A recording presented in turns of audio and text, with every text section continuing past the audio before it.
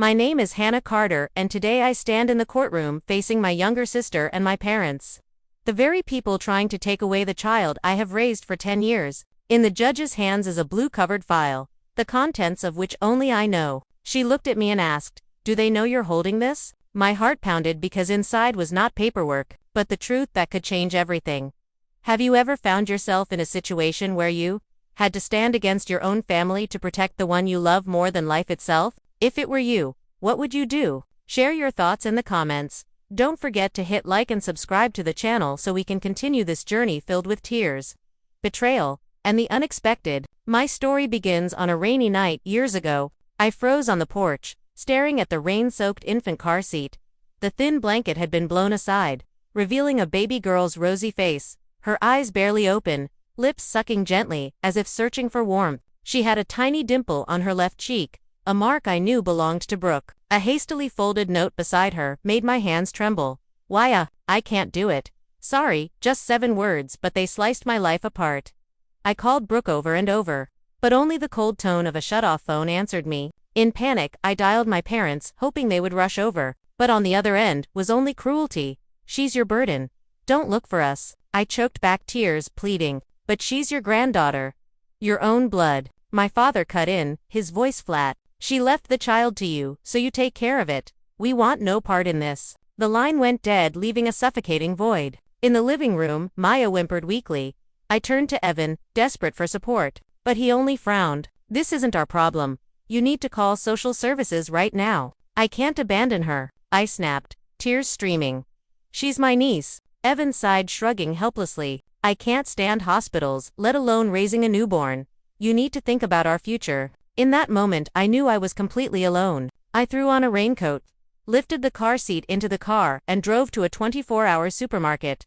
Under the dim neon lights, I stumbled into the baby aisle, eyes burning with exhaustion and fear. I stood frozen before the rows of formula, not knowing which to choose. An older store clerk approached, her eyes full of pity as she saw me in a rain-soaked nurse's uniform, clutching the car seat. She asked softly, "How old is she?" "About 3 months." My voice cracked. She nodded, pointing to an infant formula, then added diapers, bottles, and cloths. I forced a smile, whispering, "I don't know where to start." The woman squeezed my shoulder gently. "No one knows everything on the first night. Step by step you'll learn." I checked out, arms heavy with bags, heart trembling as I walked back into the storm. That night, in my tiny apartment, I fumbled to make formula, testing the temperature on my wrist with shaking hands. Maya wailed, her cries cutting through me, reminding me of her innocence. I rocked her, whispering unsteady words, then laid her on the sofa to change her diaper. Every movement felt clumsy, foreign. When the first bottle touched her lips, she latched on hungrily, then slowly quieted. I watching her tiny face soften and sleep, the glow of the streetlight painting her round cheeks. Fear surged inside me. But so did a feeling I had no name for. The rain still poured outside, but one question echoed in my heart. From now on, how would I keep this little life safe? I filed an emergency leave request at the hospital. For the first time in years, I missed a shift without preparation. My department head looked worried as she saw me holding the newborn. I managed only a brief explanation. "My sister abandoned her baby, and now I have no one else." She placed a hand on my shoulder, speaking gently. "Take care of the child. We'll handle the rest." That same week, I began the legal process for temporary guardianship of Maya. The lawyer guided me through each step, explaining that the court would scrutinize everything: income, housing, even my social connections. I was fingerprinted, required to detail my personal history, and a social worker came to inspect my home. Even my neighbors were interviewed. I felt ashamed hearing them recount nights when I rushed to buy formula or stood outside rocking the crying baby, yet they all affirmed that I was always there, devoted to her. I decided to move out of my cramped 1-bedroom apartment, where Maya's cries echoed off the walls and neighbors often complained. One rented a small 2-bedroom place in the suburbs, farther from the hospital, but with room for a crib. My savings nearly vanished. The cost of moving baby supplies and cutting back my shifts left my bank account dangerously low. I had been on track for a promotion. My boss had hinted at a management role, but when I asked to go part-time, I knew that door had closed. Evan looked around the new apartment, disheartened. Sitting on a rickety chair, he sighed. "I'm not signing up for this single mom life, Hannah. I don't want to be stuck in diapers forever." Holding Maya, I looked at him, voice breaking. I didn't choose this.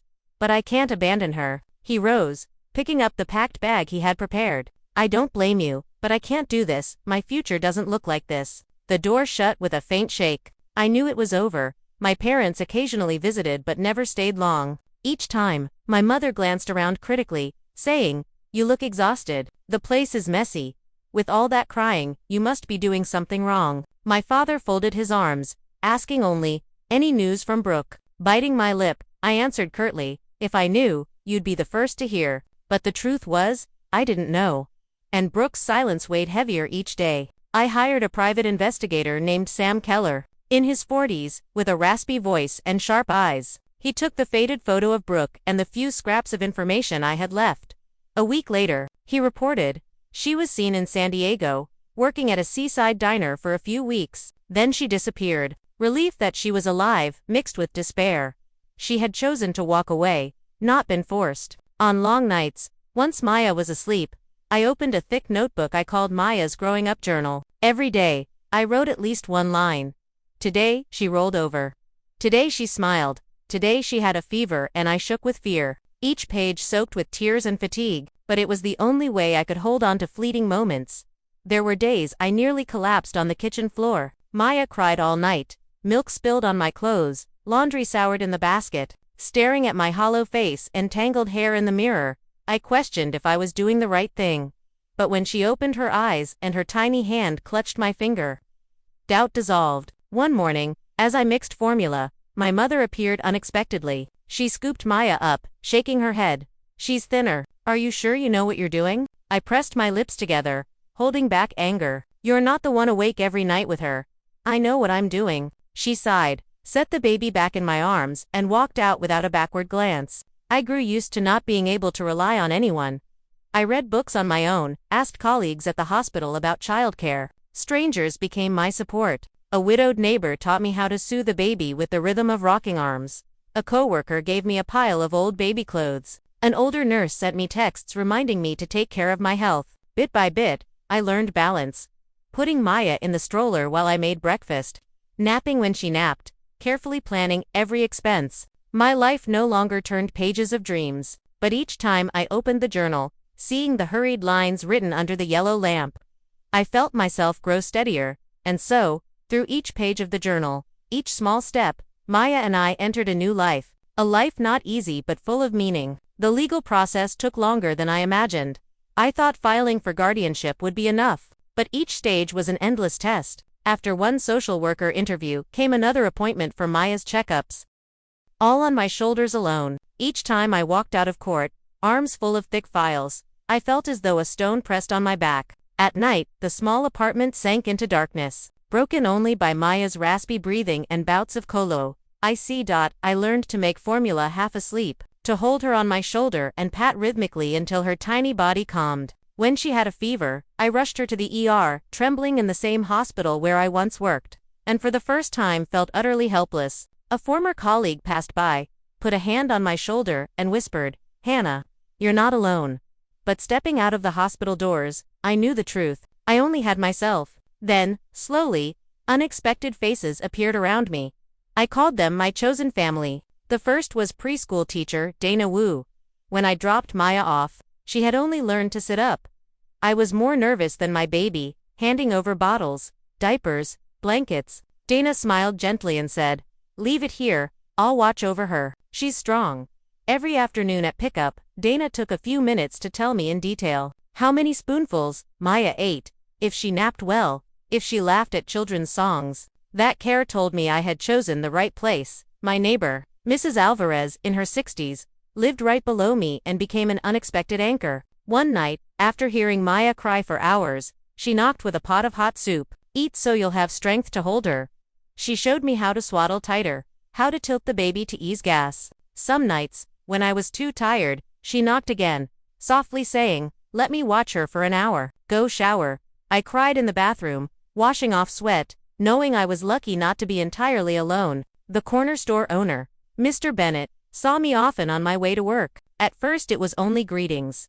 Then, seeing me carry Maya, he began setting aside diapers, bottles, sometimes slipping red apples into my bag. for her to snack on. He often joked half seriously, "Hannah, I've seen many young mothers come through here, but none as resilient as you." In the embrace of these strangers, I found the warmth of a family blood ties never gave me. One spring afternoon, when Maya was nearly 2, I heard her babble in the crib. "Mom, not." I froze. Not quite Mama, not quite Hannah, but a strange mix of both. I scooped her up, sobbing. In that moment I understood. Family is not only from blood. Family can be born from choice, from staying, from commitment. But that small joy did not erase the pain. Each time my parents visited, they repeated the same words. "You've ruined your life." I turned away with Maya in my arms. Then at night wrote another line in the journal. "Today you called me Mom, not. I will never forget." Closing the book, I felt both hurt and comforted. Hurt because my own parents dismissed me. Comfort because at least in those pages, I had proof that Maya and I were truly a family. Those years were lonely, yet also filled with unfamiliar kindness from people outside bloodlines. And it was that choice, to stay, to commit, that began shaping an entirely different life for both me and Maya.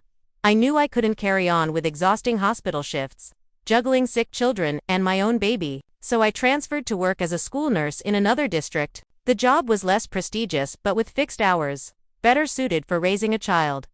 Each morning I dropped Maya at preschool before heading to the school where I worked. The sound of the bell, children's chatter, chalk dust, all so different from the antiseptic smell of the hospital. Some days watching grade schoolers running outside, I told myself, one day Maya will laugh and run like that. The change felt like writing a new rhythm, less stressful but full of responsibility. At night, once Maya slept, I opened my laptop for telehealth calls. Each session lasted 20 to 30 minutes. A parent asking about a child's fever or an older patient needing help with prescriptions. The extra money wasn't much, but I saved it in a separate account. I called it Maya's Education Fund. Every time I transferred even a few dozen dollars, I felt lighter. At least I was building a foundation for her. However, uncertain the future. One late afternoon, I got a call from Sam Keller, the investigator I once hired to find Brooke. His voice was raspy, less urgent than before. "Hannah." I looked carefully. Brooke entered a rehab center in California, worked a few short jobs, then vanished. No sign she was harmed, which means she chose to leave. I sank into a chair, phone burning in my hand. Chose to leave. Those 3 words carved into me. It meant that all the nights I rushed Maya to the doctor, all the fevers and tears. Brooke had been out there, conscious, deliberate, but never came back. I wanted to be angry, to hate her, but looking at Maya, scribbling at the kitchen table, all I felt was a dull ache. I told Sam, "Thank you. If anything changes, let me know." He hesitated. "You're truly resilient, Hannah. Not many could carry this." I gave a weary smile. "I don't think I'm strong." I didn't have another choice. After that call, I began putting my life in order. I bought a thick blue file and carefully filled it with proof of the home I'd built for Maya. Preschool report cards, letters of praise from her teacher, vaccination records, medical bills, photos of birthdays with a cake baked by my neighbor, snapshots from a park picnic where Maya laughed as pigeons swarmed. Each paper in that file said, "This child has a family, a stable family." I didn't know when I might need it, but something told me one day it would. Protect us. Maya grew in my arms and within our chosen family. Dana still texted me reminders not to worry if Maya ate poorly. Alvarez often stopped by to hug her and hand me jars of apple jam. Bennett kept setting aside formula on sale, adding with a grin, "For the little princess of the block." One evening, folding Maya's clothes, she suddenly asked, "Mama, can I bring my drawing to class tomorrow?" Teacher said to draw our family. I looked at the paper she held, 2 figures, one tall, one small, inside a big red heart. I asked, "Who are these?" Maya smiled, answering firmly, "This is Mommy, this is me, our family." Tears blurred my eyes. I hugged her, thinking, no matter what her birth certificate said, no matter who might knock on our door tomorrow, Maya's real family was here in my arms in this moment. The blue file thickened day by day, a small family archive. But the most precious things weren't in the papers, they were in the quiet nights when she slept beside me. Her breathing steady, reminding me I still had a reason to stand tall. Deep inside, I knew I was preparing for something. One day, Brooke might return or someone might challenge my place, but this time, I wouldn't tremble. I had recorded every milestone, every proof, every fragment of love. I was ready. In the 9th year, When life with Maya had settled into a steady rhythm, Brooke suddenly reappeared. I remember the morning clearly, a call from an unknown number. The voice came deeper, more assured, but unmistakably familiar. "It's me, Brooke. I want to see you." That afternoon, outside a small cafe near Maya's school, I almost didn't recognize my sister. Brooke's hair was cut into a neat bob. She wore a cream blazer, looking polished, almost strange. Her smile was hesitant, but her gaze steady. "I've been sober for 7 years now. I'm married to Nolan, he's a financial advisor. We're rebuilding our lives." I listened to every word, my heart both surging and tangled. Brooke spoke about the darkest days, about the time in rehab, then said slowly, "I want to see Maya, if you'll allow it." I didn't answer right away. That evening, I called the child psychologist who had worked with me and Maya for years. She nodded. "Let Maya meet her birth mother, but in a neutral space that feels good for kids. And you must hold very clear boundaries." The first meeting took place at the Children's Museum. Maya gleefully ran around the science exhibit, oblivious to the tension surrounding us. Brooke remained a few steps away, trying to smile gently, not rushing in to hug her. She only crouched down. "Hello, Maya, I'm Brooke." Maya looked up, then turned to me for a cue. I nodded, lightly placing my hand on her back. Maya whispered, "Hello. The whole time Brooke was respectful. She gave her a few small gifts, a sketchbook, a box of crayons, but never crossed a line. I watched closely and saw her effort. Though my heart still held thorns, I had to admit, Brooke had changed. Time passed and Maya began to get used to Brooke's presence. We kept regular visits, always with me there. Brooke never pushed, and that helped lower my guard. But then, a few months later came the fateful coffee meeting. Brooke beamed. "Nolan and I bought a house. It's 20 minutes from you. We want Maya to have a proper home with her mother and stepfather." I set my cup down, silent. Nolan sat beside her, crisp shirt, polite smile, and eyes that felt rehearsed. "We're thinking of Maya's best interest. A stable 2-parent home, a top-rated school in the neighborhood, a big backyard for a child to play. You know, a small apartment can't offer that." I felt strangled by his words. I forced my voice to stay calm. "Maya has everything she needs. She has love and stability." Nolan smiled. "But you can't deny that with us, she would have more." I stopped him, looking straight into his eyes. "I don't measure my child's happiness by a backyard or school rankings." The conversation ended in a stifling hush. A week later, my parents called out of the blue, inviting me and Maya to dinner. I hesitated until my mother said, "It's been so long since we all sat together. You should bring Maya." A bad feeling rose in me, and I was right. When I walked in, Brooke and Nolan were already at the table. My parents were cheerful, as if welcoming heroes home. My mother fussed over Brooke with food, while my father chatted, eyes brimming with pride. "She's changed. It's time for Maya to return to her birth mother." I set my chopsticks down and stared at my father. "What did you just say?" He answered evenly, "A child should be with her birth mother. Brooke has gotten back up after her mistakes. Now it's time to make things right." Maya settled beside me, her eyes confused. I placed a hand on her back to reassure her. Then I turned to my mother. "You think so too?" She hesitated, then slipped up. "We've been in touch with Brooke for 3 years now. We were only waiting for the right time to reunite mother and child." The room seemed to explode. I looked straight at her. 3 years. So you knew where Brooke was, knew how she lived, and still left me and Maya to struggle alone. My mother lowered her head, her voice wavering. "We wanted to wait until she was strong enough." I let out a bitter laugh. "No, you weren't protecting Maya. You were protecting this family's image." Maya quietly squeezed my hand and whispered so softly only I could hear, "Mama, let's go home." I didn't need another second. I knew the real battle had just begun. A thick envelope stamped with the court seal was tucked neatly in my mailbox on a May morning. My heart went cold at the sight. I tore it open, my eyes scanning the rigid lines. Brooke Morgan petitioned to restore her parental rights and sought full custody of Maya Reed.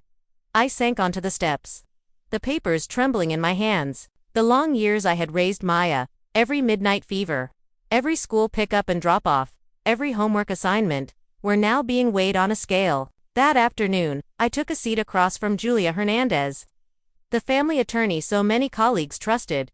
She turned each page, then looked me in the eye. "Hannah, the core issue isn't who's the birth mother. It's the child's best interest.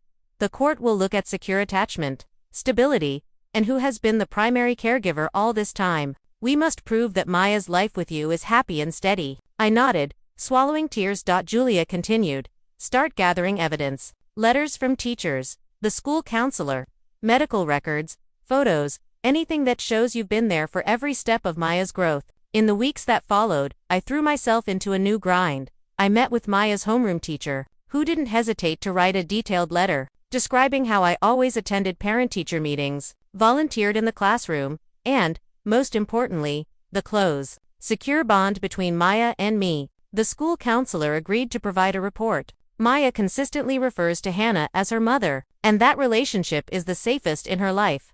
I collected every medical bill, each vaccination record with my signature, every photo from field day and the school art show. Everything was organized neatly into the blue file, now twice as thick. Then Brooke's filings arrived.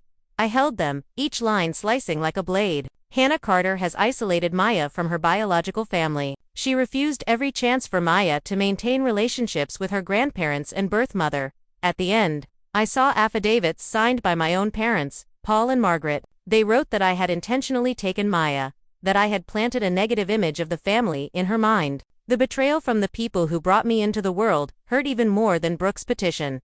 In the middle of all this, Sam Keller, the investigator I trusted, called me. His voice was gravelly. Hannah, I dug deeper. There's something you need to know. We met at a small diner. Sam set a thick stack of documents in front of me, full of printouts from the web and databases. He lowered his voice. Nolan, Brooke's husband, ran intensive searches on Maya's biological father. Not just Google, he hired private lookup services. They zeroed in on Jacob Reed, a guitarist who died a few years ago. I frowned. Jacob Reed. Yes, he left a substantial trust for a minor child, but it only activates if the biological relationship is established. If Brooks wins custody, they'll control all of it. My heart pounded, furious and afraid. Sam wasn't done. There's more. Nolan is currently tied to an insurance investigation. In another state, I also found records of a civil protective order once filed by an ex-girlfriend. It was later dismissed, but the court allowed limited citation to show patterns of control and potential violence. I went still, terrified yet relieved. If this came to light, the court would see this was not simply a mother wanting to be closer to her child. A few days later, Julia got a call from another law office. When I walked in, she looked at me and spoke slowly. Counsel for the Reed family reached out. They confirmed that Jacob Reed is indeed Maya's biological father. I froze, my hands turning cold. Julia went on, a gentle light in her eyes. But here's the key. The Reeds don't want to fight for custody if Maya is stable where she is. They only want to know their granddaughter and offer support, financial or emotional, without disrupting her current life. I broke down in tears right there in the office. For years, I had feared that the truth about Maya's father would blow everything up. I never imagined the other side would choose peace. Julia squeezed my hand. This will be our strongest card. We'll show that if even the father's family respects Maya's current life, there's no reason for the court to shatter that stability. In my mind, I saw Maya. Her dimpled smile, the time she called me Malna, the pages and pages of the journal I had kept. I knew I was stepping into the fiercest fight of my life. But this time, I wasn't the trembling girl standing over an infant car seat years ago. I was the mother who had raised a child for 9 years with every drop of sweat and every tear. The courtroom was packed that morning. I sat beside my attorney, Julia Hernandez, my heart thudding hard. Maya stayed with my closest friend to spare her the stress. I drew a deep breath and took in the gleaming room, the high ceiling, the seal hanging solemnly behind the judge. The hearing opened with Brooke's statement. She wore a modest dress, light makeup, a neat bob. Her voice shook but was full of drama. Your Honor, 10 years ago I made mistakes. I wasn't strong enough to be a mother, but I've turned my life around. I've been sober for 7 years, married to a good man, with a stable job and a decent home. I only want to give my daughter the chance to grow up with her birth mother in a complete family. Nolan settled beside her. When called, he immediately bragged.